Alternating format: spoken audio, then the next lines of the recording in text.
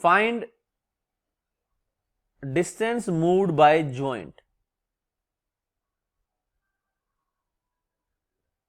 ठीक है, हालांकि तुम तो अभी नहीं हुए हो ज्वाइंट वाइंट के लायक, लेकिन कॉलेज के बच्चे होते तो कुछ और मतलब निकाल लेते इसका। खैर तुम तो शरीफ बच्चे सारे सारे। तो यहां पर जो है ये ज्वाइंट जो है वो दोनों का, ये कितना मूव करेगा, इधर चला जाएगा या उधर जाएगा, जितना जाएगा किधर जाएगा और कितना जाएगा, पहला सवाल ये। No distance moved by joint, ये जवाब गलत है। ठीक है वो तब होता जब दोनों का सब कुछ सेम होता। ठीक है, यहाँ पे अगर एक तुम लोहे की रोड लगा दोगे, रबड़ की लगा दोगे ना, रबड़ नहीं लगाओ, लेट से कोई और मटेरियल जो एक्सपेंड करता हो, तो लोहे की तो दमदार होगी ना, वो तो खींच देगी उसको। दूसरा फोर्स हो गया यहां पर force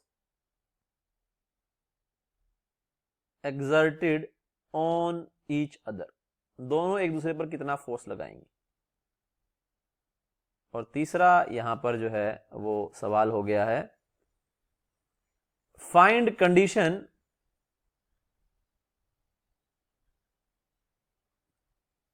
so that joint doesn't move।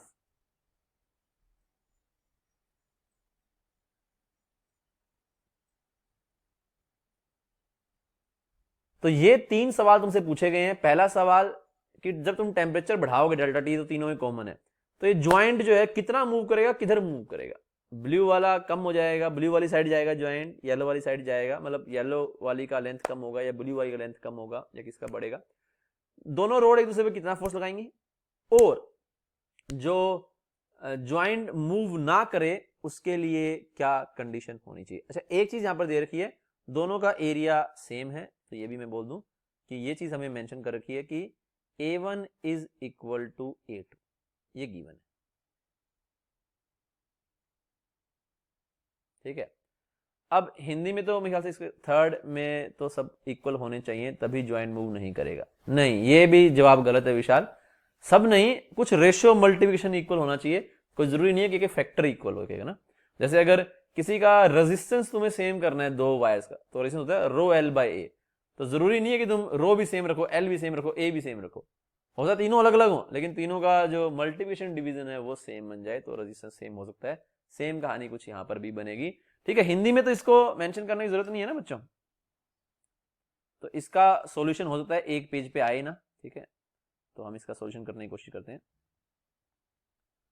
अब पहली चीज जो हम यहां पर बोलेंगे वो हम ये बोलेंगे कि जो दोनों जो रोड हैं एक दूसरे पे फोर्स बराबर लगाएंगे भाई, अलग अलग फोर्स तो नहीं लगा सकते। ठीक है, तो अगर ये एफ लगा रही है तो ये भी एफ ही लगाएगी। ये वाली बात तो क्लियर है, क्योंकि न्यूटन के हम बोल सकते हैं भाई, अगर मैं ये दो मुट्ठियां ऐसे कर रहा हूं, तो एक मुट्ठी पे जो मेरा फोर्स लग रहा है, चाहे मैं इससे लगाऊं, इससे मैं ज्यादा लगा रहा हूं, इसको मैंने सिर्फ रोक के रखा हुआ है, लेफ्ट वाले को मैंने सिर्फ रोक के रखा, राइट वाले से मैं पूरा जोर लगा रहा हूं, फोर्स तो दोनों के बीच में बराबर आएगा ना, दोनों बराबर ही एक्सपीरियंस करेंगे फोर्स तो, है ना भाई। अगर तुम्हारे टीचर थप्पड़ भी मारता है तो तुम्हारे गाल पे मारता है इसलिए तुम्हारे लगता है, अगर वो तुम्हारे हाथ से हाथ पे मारे तो फिर हो सकता है कि टीचर को दर्द ज्यादा हो, अगर बच्चे की सहन शक्ति ज्यादा है ना, तो गाल तो सॉफ्ट पार्ट होती है, इसलिए अपने लगता है जोर से, है ना, लगता तो टीचर को, समझ गया ना तुम ये वाली बात।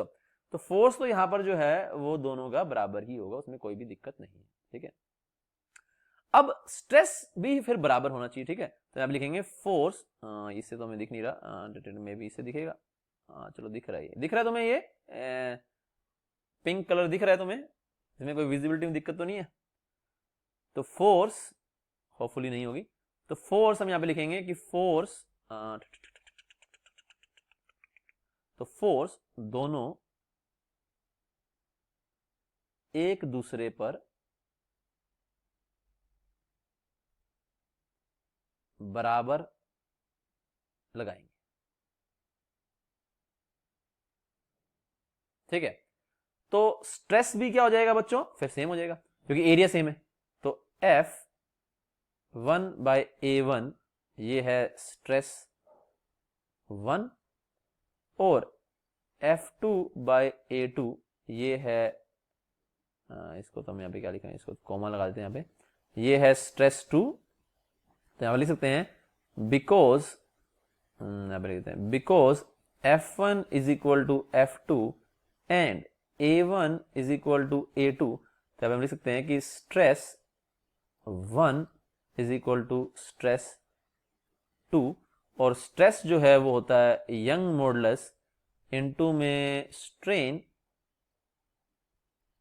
1 is equal to Young modulus 2 into में स्ट्रेन 2। तो बात यहां तक खिंच गई है,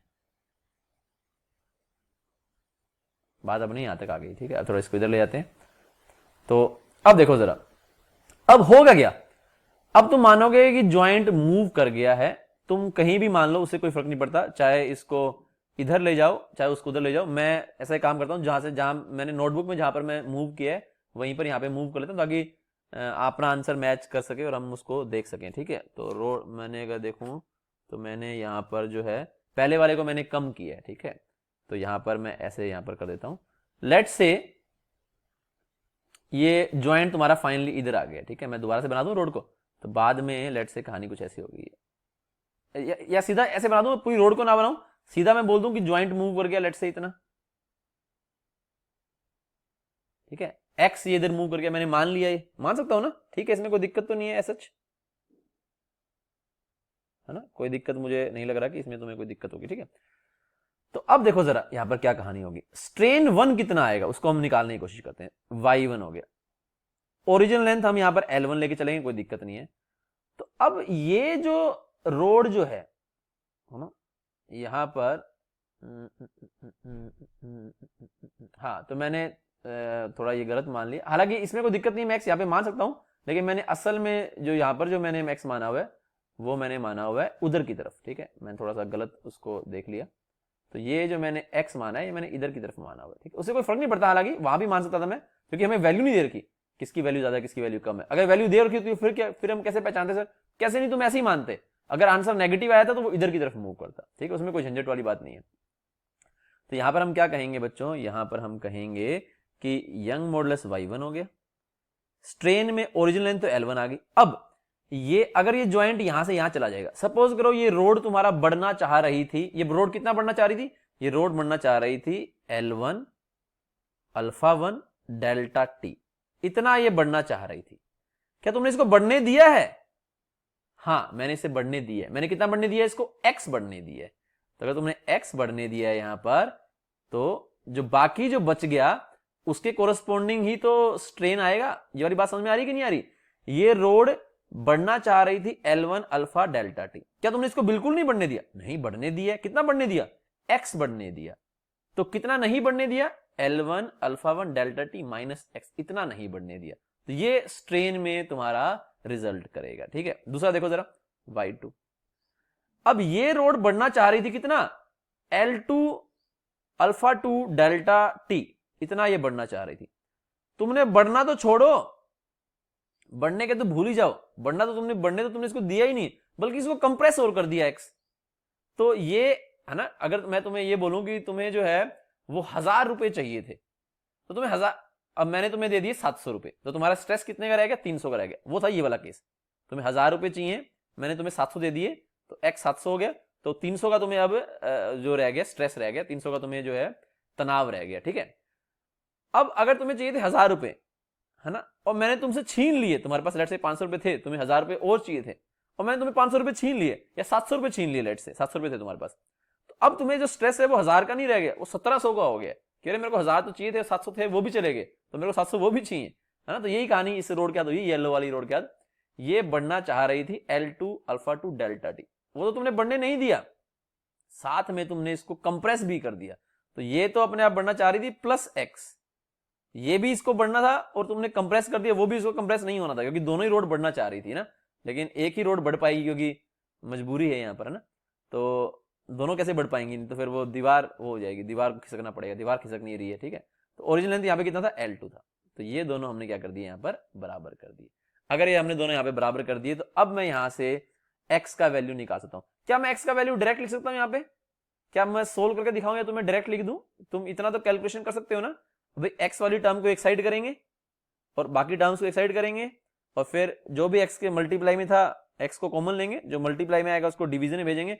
तो मैं यहाँ पे ये वाली बात डायरेक्ट लिख सकता हूँ ना, क्योंकि हमारा थोड़ा टाइम बच जाएगा इसमें, है ना। ये तो कैलकुलेशन ही है, इतना तुम समझ रहे हो।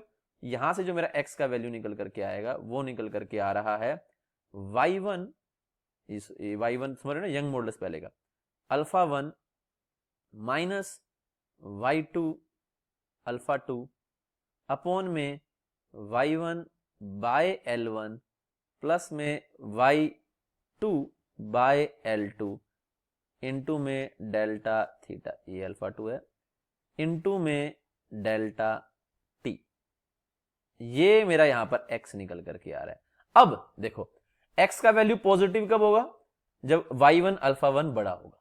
तो y1 अल्फा 1 अगर बड़ा हुआ, तुम्हें याद नहीं रखना है इसको, तुम देख के यहां से बोल पा रहे हो, और ये भी तुम्हें याद नहीं रखना, ये फॉर्मूला कोई ऐसा नहीं जो तुम याद रखो, हाँ तुम्हें बार बार इसको रिवाइज जरूर करना पड़ेगा, क्योंकि रिवाइज नहीं करोगे तो भूल जाओगे ना। तो y1 अल्फा 1 तुम्हारा अगर बड़ा हुआ तो x पॉजिटिव आएगा। पॉजिटिव आएगा मतलब जो तुमने माना है कि ये ज्वाइंट इधर मूव करेगा वो उधर ही मूव किया है। अगर y1 अल्फा 1 छोटा हुआ तो इसका मतलब x की वैल्यू नेगेटिव, मतलब वो उल्टी डायरेक्शन में ज्वाइंट मूव करेगा। कितना मूव करेगा, इतना मूव करेगा। तो ये हमारे पहले क्वेश्चन का आंसर आ गया, find distance moved by the joint. ठीक है, force exerted on each other हम निकालेंगे, वो हम निकाल सकते हैं, कोई दिक्कत नहीं है। पहले ये निकाल लेते हैं थर्ड वाली बात, find condition so that joint doesn't move. तो क्या कंडीशन होगी, अब ज्वाइंट कब मूव नहीं करेगा, जब x का वैल्यू 0 होगा। तो x का वैल्यू 0 कब होगा, जब y1 अल्फा 1 y2 अल्फा 2 के बराबर यहां पर होगा। ठीक है, तो यहां पर मैं क्या लिखूंगा, देखो जरा, तो मैं पहले थर्ड वाले पार्ट का आंसर निकाल दूं। थर्ड वाला पार्ट देखो जरा यहाँ पे ना, तो मे बी मेरा सबसे फेवरेट कलर कौन सा है, यहाँ पर मैं पर्पल ले लेता हूँ, चलो ठीक है। हाँ कुछ एक किसी का बच्चे का मैसेज आया तो मैं देख लेता हूँ मैसेज क्या है। सर अगर ज्वाइंट वेल्डेड हो तो भी यही रहेगा या चेंज होगा, एक बार रुको जरा, वेल्डेड को, तो वेल्डेड का मतलब क्या हुआ, मतलब रोड, तुम्हारी रोड, यहां पर कोई ज्वाइंट थोड़ी हो रहा है, रोड कंप्रेस या वो हो रही है। बाकी मैं सोच लेता हूं इसके ऊपर, ठीक है, क्योंकि ये क्वेश्चन मैंने कोई पहले सोचा नहीं है, मैं इसके बारे में सोच लेता हूँ। लेकिन पहले अपन मुद्दे से भटकते नहीं है, वो सारी बातें जब क्वेश्चन खत्म हो जाएगा। ठीक है, हाँ तो अभी हम यहाँ पर क्या डिस्कस कर रहे थे बच्चों, हम यहाँ पर डिस्कस कर रहे थे कि अगर हमें थर्ड वाला पार्ट, अगर हमें x को 0 करना है, अगर हम चाहते हैं ज्वाइंट मूव ना करे, ठीक है, तो यहाँ पे पहले थर्ड वाला निकाल लेते हैं। थर्ड वाला क्या हो जाएगा कि ज्वाइंट जो है वो मूव अगर नहीं करे, ज्वाइंट मूव नहीं करे, तो हम इसके लिए बोलेंगे, इसके लिए x का वैल्यू होना चाहिए 0, और यहां से अगर हम देखें x का वैल्यू 0 तब होगा जब y1 अल्फा 1 y2 अल्फा 2 के बराबर होगा। तो हम लिखेंगे y1 alpha 1 is equal to y2 alpha 2 अगर होगा तो तुम्हारा ज्वाइंट जो है वो मूव नहीं करेगा। ठीक है, तो ये कंडीशन आ गई। सब कुछ बराबर होना जरूरी नहीं है, दोनों का प्रोडक्ट जो है वो बराबर होना चाहिए। ठीक है, अब हम आते हैं सेकंड वाले पार्ट पे। सेकंड वाले पार्ट में अब हम कैसे करेंगे भाई, अगर हमें फोर्स निकालना है तो हमें क्या निकालना पड़ेगा, तो हमें स्ट्रेस निकालना पड़ेगा। स्ट्रेस निकालना है तो स्ट्रेन निकालना पड़ेगा। स्ट्रेन निकालने में देखो सब कुछ तो मालूम है, क्या नहीं मालूम, एक्स नहीं मालूम, तो एक्स यहां से आ गया है। तो अब अगर मैं इसको कोई इक्वेशन नंबर 1 बोल दूं, ठीक है, लेट से, चलो मैं ये बोल देता हूं, मैं ऐसे बोल देता हूं, स्ट्रेन है ना, ये मेरा स्ट्रेस 1। ठीक है, तो अगर मैं यहाँ पे बात करूं, देखो जरा, तो स्ट्रेस 1 जो है मेरा क्या है भाई, फोर्स तो दोनों सेम लगा रहे हैं, तो 1 से निकालूं सेकंड से निकालूं कोई फर्क नहीं पड़ता। तो स्ट्रेस 1 जो है अगर तुम देखो तो यहाँ पे क्या है, ये है तुम्हारा, है ना, ये स्ट्रेस 1 ही तो है। तो ये कितना है, y1 बाय L1, और यहाँ पर हो गया L1 alpha delta T minus में x, यही है ना, हमने गलत तो नहीं लिखा, y1 L1 alpha 1 delta T minus x by L1। ठीक है, तो यही लिखा है मैंने यहाँ पर, L1 अल्फा 1 लिख देता हूँ, delta T minus x by L1। ठीक है, तो बाय L1 तुम यहाँ पे बाहर निकाल सकते हो। अब x का वैल्यू पुट कर दो यहाँ पे। ठीक है, पुट x,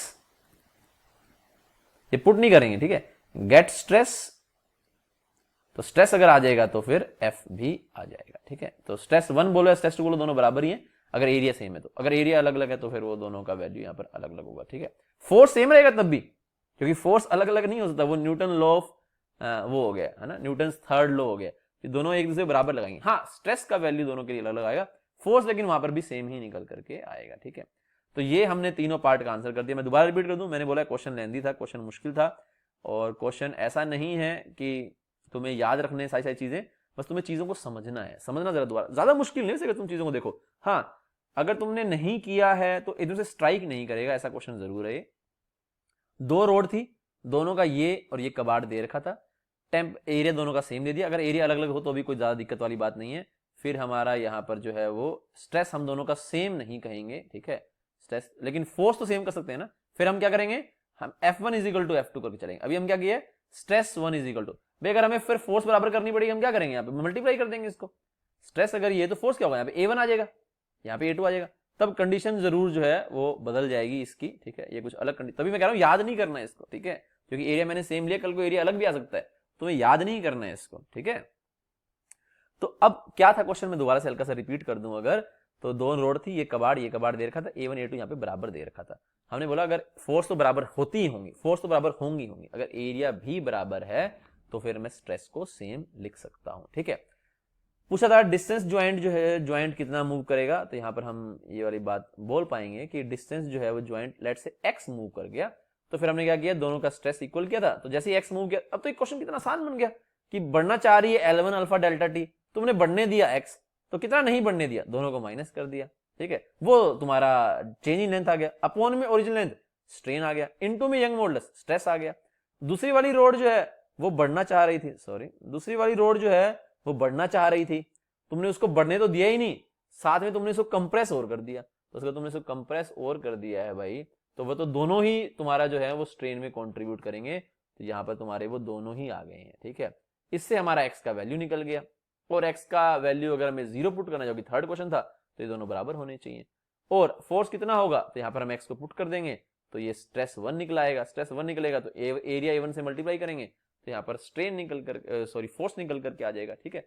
फोर्स का वैल्यू दोनों में बराबर आएगा। मैं बार बार रिपीट कर रहा हूं, अगर एरिया सेम ना होता तो हम क्या करते, क्या हम स्ट्रेस को बराबर करते, नहीं, फिर हम फोर्स को बराबर करते। फोर्स और स्ट्रेस में फर्क क्या है, एरिया से मल्टीप्लाई कर दो, तो यहाँ पे A1 मल्टीप्लाई होता है, यहाँ पे A2 मल्टीप्लाई होता है, और कंडीशन कुछ अलग निकल करके आती, जो कि शायद बहुत अच्छी कंडीशन नहीं होती होगी, शायद इसीलिए मैंने A1 A2 बराबर ले रखा है, ठीक है। होता जो ऐसी कंडीशन, ये वाली तो कंडीशन ठीक निकल करके आ गई यहाँ पर ना, तो लेकिन अगर हम सपोज करो एरिया बराबर ना लें, ये तो कंडीशन ठीक ठाक निकल करके आ गई है ना, x इज इक्वल टू 0 की, एरिया अगर हम बराबर ना लें तो हो सकता है ज्यादा कॉम्प्लिकेटेड आ रही हो, ठीक है। मैंने कभी ट्राई नहीं किया, तुम ट्राई कर सकते हो उसको। तो ये तुम्हारा जो है this was all about thermal stress. हाँ, क्वेश्चन तो तुम और कितने भी कर सकते हो, लेकिन मैंने जो दोनों क्वेश्चंस करवा दिए हैं उसमें जेई मेंस भी मेरे ख्याल से कवर हो गया है, और इस वाले क्वेश्चन का जेई एडवांस भी कवर हो जाएगा। इसके अलावा तो इसमें क्वेश्चन छोटे मोटे बन सकते हैं, ठीक है, वो तो तुम प्रैक्टिस करना, मैं उसमें कुछ नहीं जा रहा हूँ, ठीक है। लेकिन ये तुम्हारा थर्मल स्ट्रेस का पूरा थ्योरी हो गया, ज़्यादा क्वेश्चन कर नहीं सकते इस पर, हमने काफ़ी समय दे दिया, एक पूरा लेक्चर दे दिया इसको, है ना, 1-1.5 घंटा। तो ये हमारा इतना ही है, ठीक है, पूरा थर्मल स्ट्रेस। क्वेश्चन प्रैक्टिस तुम इसकी ज़रूर करना और